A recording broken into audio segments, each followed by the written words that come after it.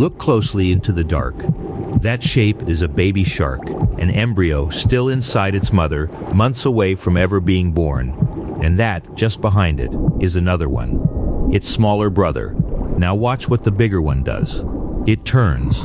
It opens a mouth that already impossibly has teeth. And it is about to do the one thing a creature this young should not be able to do at all. It's about to eat him. This baby is going to hunt down and devour every other unborn pup in there with it, before it has drawn a single breath of seawater, before it has ever seen the open ocean, before it has even been born. And no, I didn't misspeak, and this is not a horror story, because the single pup that's left when the killing is finished, the lone survivor of a war fought in total darkness, inside its own mother, is the entire point. What you just watched isn't a tragedy, it's the plan. Stay with me, because once you understand why a mother would let her own children hunt each other in the womb, you are never going to look at this animal the same way again. This is a sand tiger shark, and the way it comes into the world might be the most brutal, and quietly the most brilliant, survival strategy in the whole ocean. Start with the mother. A female sand tiger doesn't carry one baby at a time. When she breeds, dozens of tiny embryos begin to grow inside her, split between her two separate wombs, and crucially, she has usually mated with more than one male, so that crowd of embryos is a mix of half-siblings, different fathers, all developing side by side in the dark. And in each of those two wombs, one embryo gets a head start. It grows just a little faster than the rest. And the very first serious tool it develops before it can really even see, months before it will ever need to catch a fish, is a working set of teeth. Think about that. Of everything a baby could grow first, this one grows weapons. And then it uses them. Because once that lead embryo has teeth, it does exactly what a sand tiger does best. It hunts. In the pitch black, inside its mother, it turns on the smaller embryos around it, its own brothers and sisters, and one by one, it eats them. And when it has cleared the womb of every rival, it keeps eating. The mother's body keeps producing a steady stream of unfertilized eggs, and the survivor devours those too, growing larger and stronger on a private supply of food, in a warm, dark room it now owns completely. Scientists have a cold, precise word for it: embryophagy, eating your siblings in the womb. And the sand tiger is its most notorious master. We actually found this out by accident, and the story is a little horrifying on its own. Back in the 1940s, a scientist was examining a pregnant sand tiger, and as he reached inside to feel the litter, one of the unborn pups bit his hand. A baby, not yet born, defending its dark little territory against a grown man's fingers. That one moment cracked the whole thing wide open. The realization that these embryos aren't passive passengers waiting to be delivered. They're awake, they're armed, and they're hunting for the better part of a year. A sand tiger's pregnancy runs around 9 to 12 months, and for most of it, the survivor is the apex predator of a world about the size of your two-cupped hands.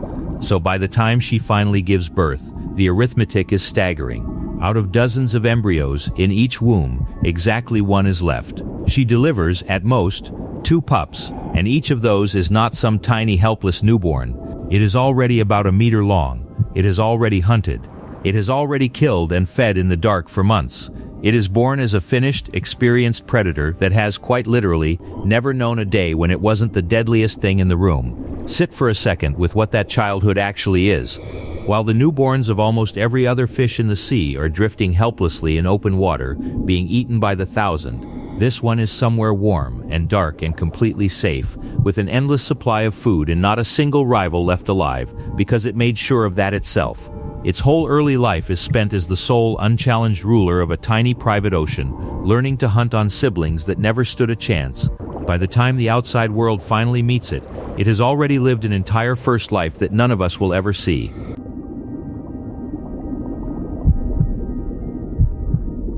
And here is where the horror turns into genius. Because none of this is cruelty, it's arithmetic that works. A shark that pours everything into 1 or 2 enormous, battle-hardened pups is playing a very smart game. Those pups are born so big that almost nothing in the sea can eat them. They skip the whole vulnerable newborn stage that kills most young fish and slide straight in near the top of the food chain. And that early war settles something else too. With several fathers in the mix, the womb becomes a final, brutal round of natural selection. The strongest embryo, whichever male sired it, is the one that survives and gets born. The fight isn't a glitch in the system. The fight is the system, and you can actually read that selection in the DNA. When researchers sample the crowd of early embryos and compare them to the one or two that make it out, the survivors often trace back to fewer fathers than the litter started with, sometimes just one. The womb quietly runs a tournament, and by birth, it has crowned a champion. A male can win the right to father the next generation without ever fighting another male in the open water. His embryo just has to be the one that eats the rest first. Now look at the animal that all of this produces, because it's the last thing you'd expect.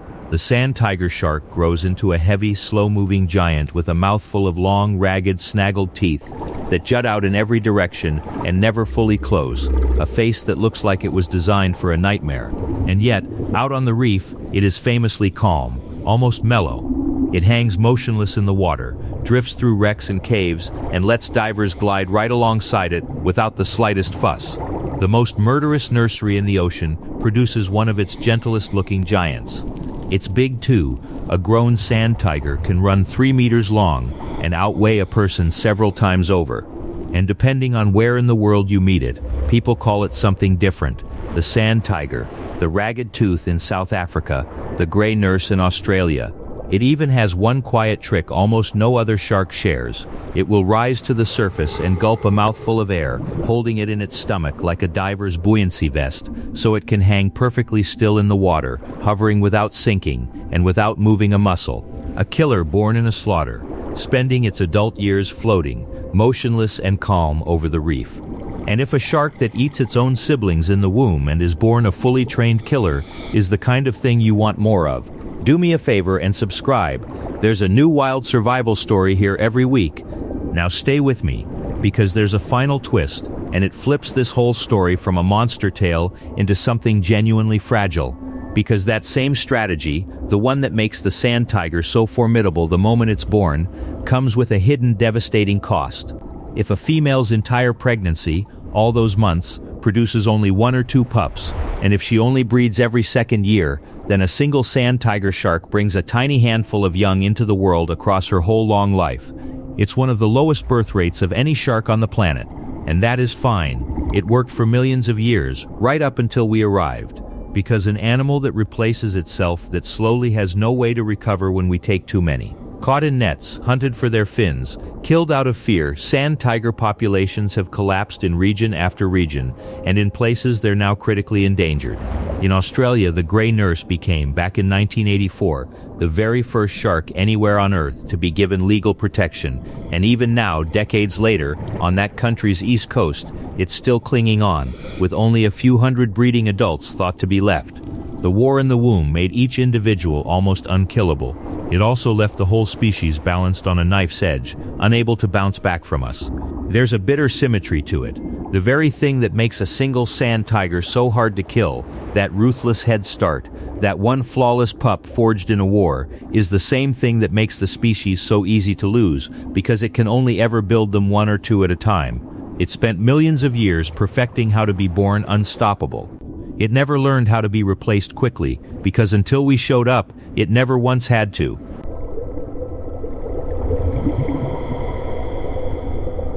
It won its war. It was born a meter long, in warm black water, already a hunter, and it slid out of its mother and into the open ocean for the first time, not as a helpless baby, but as a small, complete, battle-tested predator that had already survived the deadliest fight it would ever face, before the world outside had even met it. It didn't earn its life by being lucky, or gentle, or spared. It earned it by being the last one standing in a room no one else walked out of. So if this strange, savage little story got under your skin, subscribe. There's a new wild survival story here every single week. And be honest with me, down in the comments, it never chose any of this. It was simply handed one rule before it was born: survive the womb or never exist at all. Faced with that, with everything you are on the line and only one of you allowed to leave, could you have done what it did?